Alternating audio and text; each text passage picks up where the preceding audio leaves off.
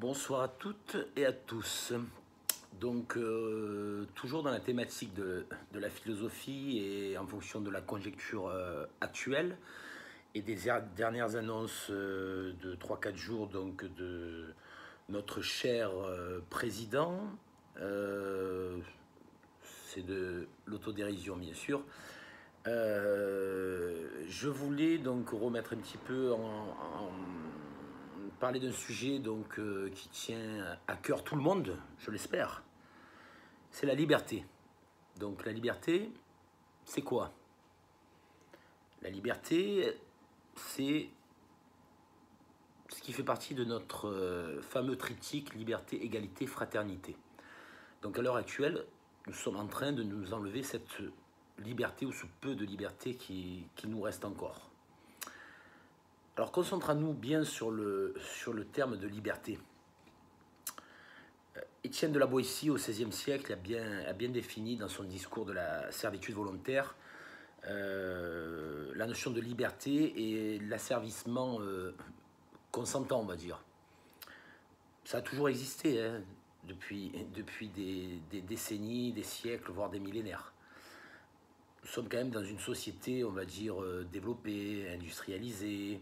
On tend vers une certaine forme de transhumanisme. Alors, ce qui se passe à l'heure actuelle avec l'obligation de vaccination, parce que c'est une obligation de vaccination, hein, il passe par des détours pour essayer de faire passer justement cette loi, ainsi que le pass sanitaire. Donc déjà, on est dans une notion de discrimination.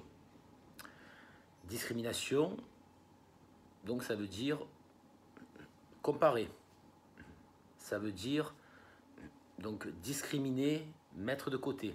On a vu dans le passé des discriminations. Il en existe, il en existera toujours, ça c'est clair. Mais quand elle est imposée par un gouvernement, alors là, c'est plus la même chose. D'ailleurs, au début de la crise, on appelait ça le gouvernement. Maintenant, c'est l'exécutif. C'est un terme quand même qui est bien plus martial. Alors, en ce qui concerne le vaccin, bon, si les gens ils ont envie de me traiter de complotiste, mais alors, je m'en tape royalement. Royalement. Ils pensent ce qu'ils veulent. C'est leur seul moyen de défense, finalement. Ils n'ont pas d'argument. Un vaccin, ARN messager, donc élaboré dans des laboratoires donc in vitro. Il n'y a jamais eu on est encore dans des essais cliniques. Donc nous n'avons aucun empirisme, aucune expérience in vivo, in vivo. Donc telle est la grande différence entre in vitro et in vivo. In vitro, c'est en vase clos, c'est-à-dire que la température est la même, la pression est la même. L'évolution climatique, l'extérieur, les facteurs endogènes, les facteurs exogènes peuvent ne pas corroborer, on va dire, une expérimentation in vitro. D'abord, nous sommes rien, c'est la nature qui décide. C'est la nature qui décide. Donc, comme disait Louis Pasteur, quoi, il disait la nature permet de soigner à peu près 70-80% des maladies, à la différence qu'elle ne dit pas du mal de ses confrères. Donc on a pu voir sur tous les plateaux de télé des urologues, des néphrologues, je n'citerai pas de nom parce qu'ils n'ont pas d'importance, ces gens-là, des gens qui s'occupent de tuyauterie, on va dire, humaine, comme un certain Laurent Alexandre, ou un autre médecin, mais j'ai oublié son nom parce que ça a très peu d'importance. Donc, le sujet, il est plus que sanitaire. On n'est même plus dans de la santé publique, nous sommes dans de la politique stratégique. C'est tout ce qui se passe à l'heure actuelle. Il faut bien être lucide dans l'entendement et dans la sagacité d'esprit, et pour reprendre un terme, la phronésis chère à Aristote. Alors ce vaccin, c'est quoi? Moi, j'en sais rien. Je ne sais pas s'il y a des effets secondaires, je ne sais pas s'il marche. Donc Donc je ne peux pas me prononcer sur ça. En revanche, chose sur laquelle je peux me prononcer, c'est que nous n'avons aucun recul sur cette thérapie génique. Donc il y a quelques mois, on va dire, hein, il n'y a aucune étude longitudinale, il n'y a aucun retour d'expérience, aucune pharmacovigilance. Donc la pharmacovigilance, ce sont les remontées des effets indésirables ou effets secondaires des patients, sachant qu'en général, c'est inférieur à 10%. Donc la donne est faussée. Voilà.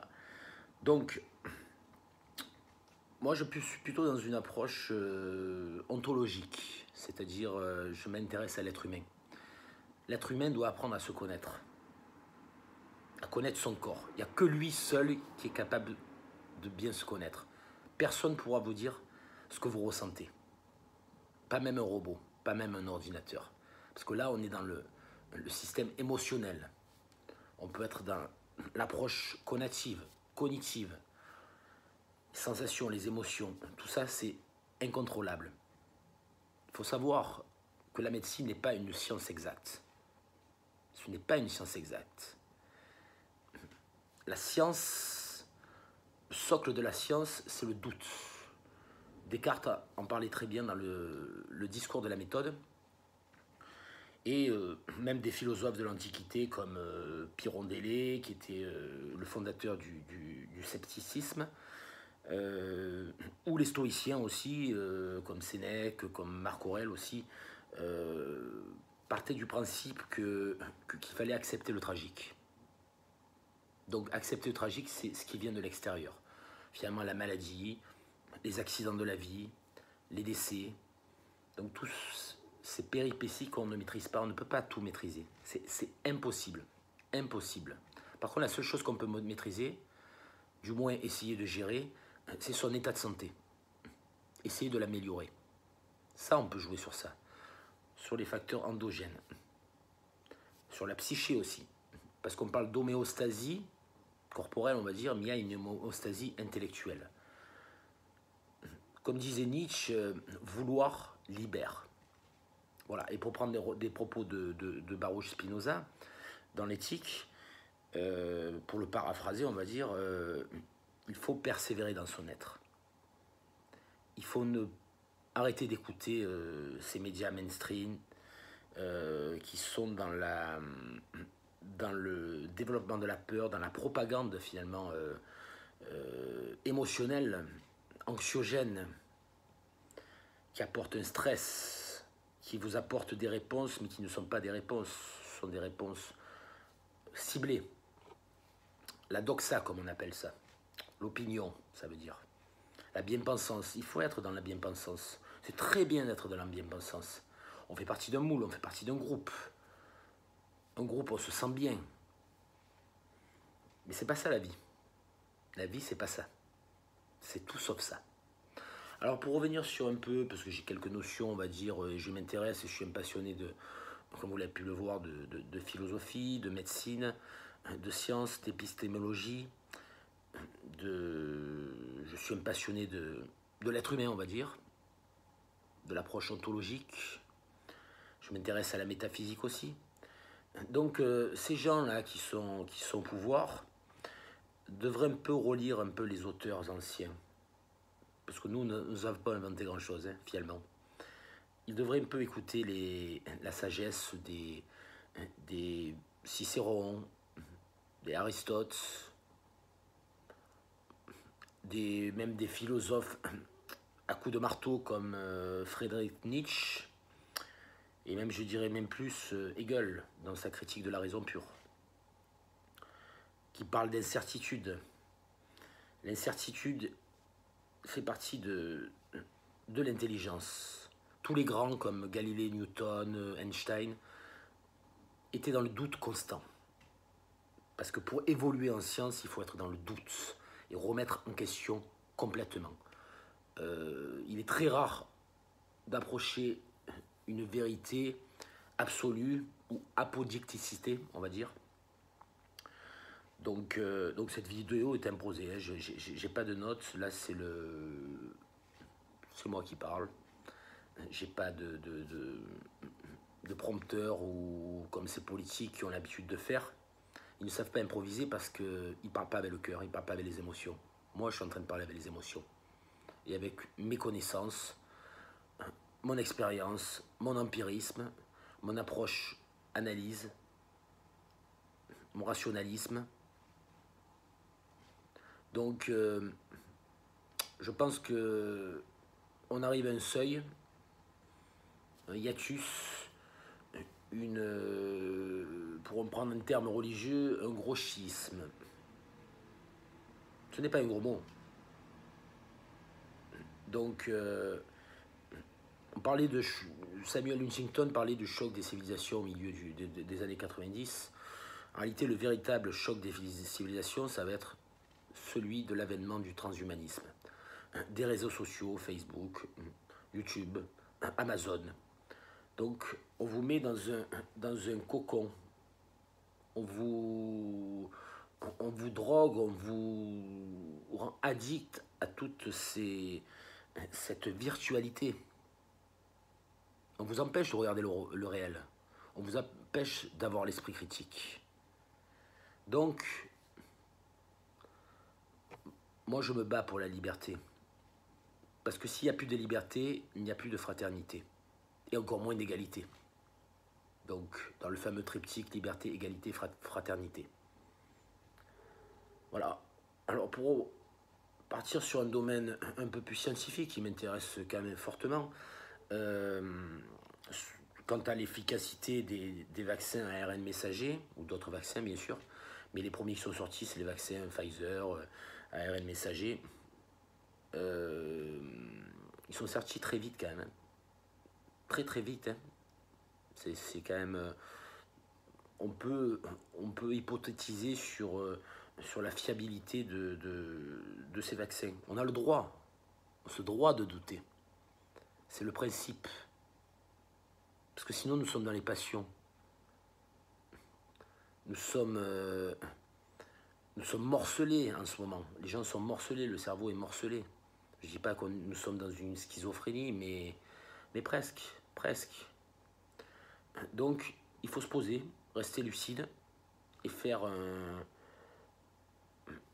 feedback intellectuel et voir le cheminement de tout ce qui s'est passé depuis 15-16 mois à peu près. Il y a eu des choses intéressantes, il y a eu des choses positives, c'est celles qu'il faut retenir, je pense aussi. Et donc, en parlant du vaccin, on nous affirme qu'il est fiable à 95%. Alors, il faudra m'expliquer, bien sûr, comme ça se fait qu'en Angleterre, il y a un variant indien, Delta, peu importe comment on l'appelle, peu importe le sobriquet qu'on utilise, alors que les Anglais sont vaccinés quand même à hauteur de 50-60%, je ne sais plus exactement, il y a des gens qui sont contaminés par un variant. Donc, on se rend compte que ce vaccin, je ne dis pas qu'il ne sert à rien, mais qu'il ne montre pas son efficacité optimale. Alors, si on parle des effets secondaires, je ne sais pas pour l'instant, mais de ce qui se dit, il y a des thromboses veineuses, il y a des embolies, il peut y avoir des syndromes de Guillain-Barré, parce qu'on ne sait pas comment le corps agit. On ne peut pas savoir. Là, je reviens à la notion de in vivo. Donc, in vivo, c'est la vie. C'est l'être humain, c'est pas in vitro. Nous ne sommes pas des cobayes. Il ne faut pas oublier que ce vaccin est en AMM conditionnel. Donc, ça veut dire autorisation de mise sur le marché conditionnelle, hypothétique. C'est-à-dire que vous faites vacciner, vous êtes des cobayes. Et vous devez de l'accepter. Une autre problématique est pourquoi ces laboratoires se dédouanent des effets indésirables et secondaires et laissent, on va dire, la merde, pour être vulgaire, aux États, à la sécurité sociale, au gouvernement. Voilà, il faudra se poser la question. Je vous la pose depuis un petit moment. Sachant que s'il y a des problèmes, des effets secondaires, je ne l'espère pas, ce sera l'État français qui payera. Mais ce sera le contribuable qui cotise pour la sécurité sociale. Donc tout ça est une histoire de gros sous, en fin de compte. Je crois que je me rends compte que, par exemple, Pfizer n'a pas vendu, par tout ce qui est recherche et développement, ça coûte des milliards et des milliards. ils se sont rendus compte que cette propagande vaccinale n'était pas assez efficace par rapport à ce qu'ils avaient produit. Donc là, ils mettent la pression. Ils mettent la pression. On vous parle de 3e dose, bientôt on va parler de 4e dose. Bientôt on va vous euthanasier, quoi, en quelque sorte. Voilà, donc il faut savoir que au printemps dernier, le nombre de décès et de contaminés a baissé de manière considérable. Il n'y avait pas de vaccination. Et là, on vous dit qu'il y a le vaccin qui est arrivé depuis 3-4 mois, je ne sais plus, et que ça fait baisser. Mais il faut me le prouver. Prouvez-le. Pourquoi l'année dernière, à la même période, il y a eu une baisse, une décrue justement des contaminations et des décès? Il faut réfléchir en lien de causalité, en principe de raison suffisante, comme en parlait très bien Arthur Schopenhauer. Pourquoi? Pourquoi? Après, des questions aussi, tout ça c'est vraiment politique. Pourquoi l'ancien ministre de la Santé, Agnès Buzyn, savait des choses au mois de décembre 2019, elle n'a rien dit. Elle s'est fait parachuter sur la ville pour la mairie de Paris, quoi, parce qu'il y a eu une affaire de sextape avec Benjamin Griveaux qui était promu candidat, on va dire, pour la ville de Paris. Puis maintenant, elle se retrouve à l'OMS avec son cher et tendre Yves Lévy, qui est président de l'INSERM quand même. Autre chose, le professeur Raoult, pourquoi on a tant tapé sur lui? Parce qu'il dérangeait, non, je pense. Je pense qu'il dérangeait. J'ai ouï dire qu'il y avait eu des menaces de mort. J'ai ouï dire, hein, je ne sais pas après, hein, parce que sinon on vous prend rapidement pour un complotiste. Donc, il y a quelque chose de plus important. La véritable cause, elle n'est pas sanitaire. Il y a autre chose au-dessus. Il y a autre chose. Mais la vérité sortira toujours. Alors moi, ce que je vous conseille, c'est d'observer, d'être lucide, de vous battre pour votre liberté, du moins la conserver le peu qui reste. Et appréhender la vie, essayez du moins de manière positive et vivez sur l'instant présent. Même si là, quand je vous parle, l'instant présent, il est déjà passé. Hein. Donc c'est une ineptie de dire l'instant présent, mais bon, restons sur l'instant présent. Alors, réfléchissez, positionnez-vous, faites marcher vos méninges. Ne croyez pas que vous êtes bête, parce que c'est ce qu'on vous fait penser, justement. Là, on a un petit peu la chance, finalement, d'avoir les réseaux sociaux, parce qu'à l'époque du communisme et de la propagande, on brûlait du nazisme, on brûlait les livres, on enfermait, si on lit l'archipel du Goulag d'Alexandre Solzhenitsyn, on tuait les scientifiques, les têtes pensantes, ou alors on les enfermait dans les goulags. Donc finalement, comparaison n'est pas raison, mais on se doit de faire une comparaison. C'est comme le gâteau de Varsovie en 1942, c'est la même chose.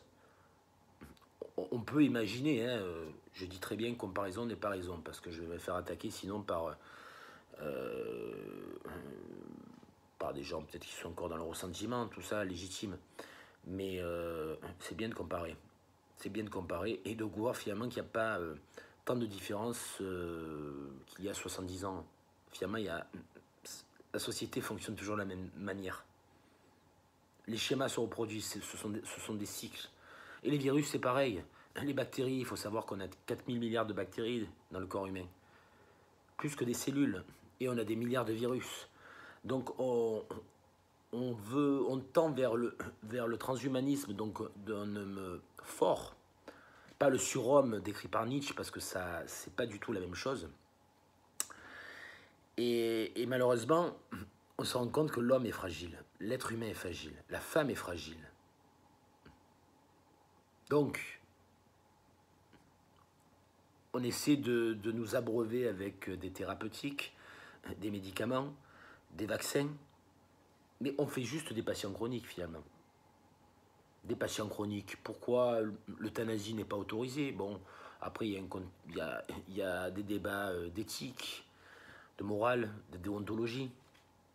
Peut-être que ça n'arrange pas les laboratoires pharmaceutiques que des personnes qu'on peut maintenir en vie quelques années, qu'on les euthanasie, quoi, finalement. Parce que ça fait perdre au niveau des traitements. Quand un patient prend 10 à 15 traitements pour qu'ils soient en palliatif ou dans d'autres en soins de suite de réadaptation, par exemple, avant de passer au palliatif. Donc, c'est l'argent. C'est l'argent. C'est l'opium des laboratoires pharmaceutiques. Voilà, complètement. Faut pas se leurrer. Un vaccin, ça vaut entre 60 et 120 euros. Voilà. Donc, c'est une histoire de pognon. Faut pas avoir peur des mots, c'est une histoire de pognon. Voilà.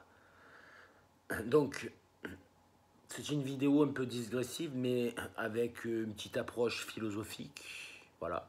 Moi, j'essaie de rester stoïque, un peu cynique et très sceptique aussi. Voilà. Donc, je vous souhaite une bonne soirée et pour une prochaine vidéo. Et samedi, il y a un grand combat qui se déroule en France. Un combat pour la liberté. Merci. Vous pouvez me suivre sur la chaîne philosophique. À très bientôt. Restez optimistes. Au revoir.